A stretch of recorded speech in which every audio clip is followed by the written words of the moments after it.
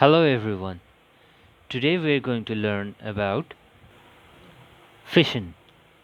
In fission, when one neutron hits a heavy atom, this atom breaks into two lighter nuclei, which are also known as daughter nuclei. It was found that when a heavy nuclei such as a uranium 235 or those with odd mass number is irradiated, then the parent nuclei breaks into the daughter nuclei to gain stability, and this process is accompanied by the release of a substantial amount of energy. Those materials which undergoes fission readily are known as fissile materials, whereas materials like thorium 232 and uranium 239 can be converted into fissile.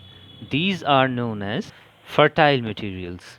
The phenomenon of nuclear fission can be understood on the basis of liquid drop model.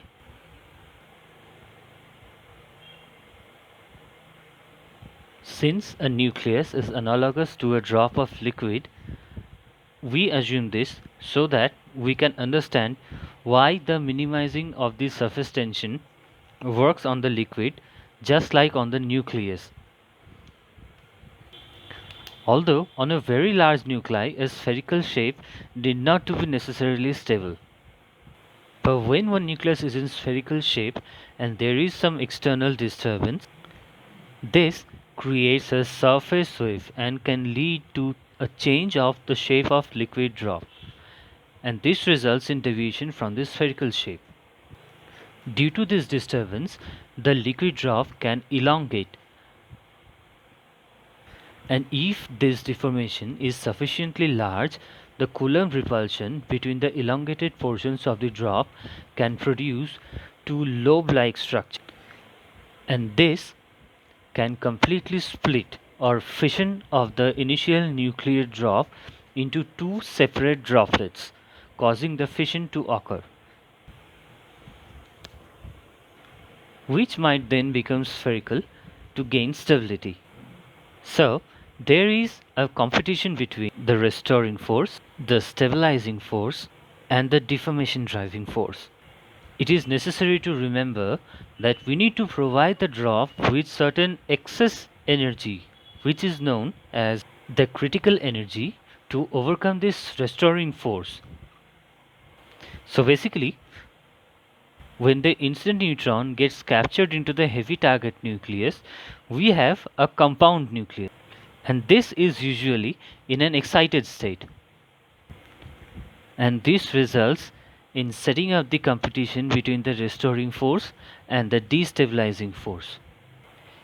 If the restoring force overcomes the deformation causing force, then the spherical surface is restored and the excess energy is lost in form of particle evaporation. However, if the deformation driving force overcomes the stabilizing force, then we have a neck formation. The disruptive Coulomb force tends to decrease due to increase in distance between the two charged lobes.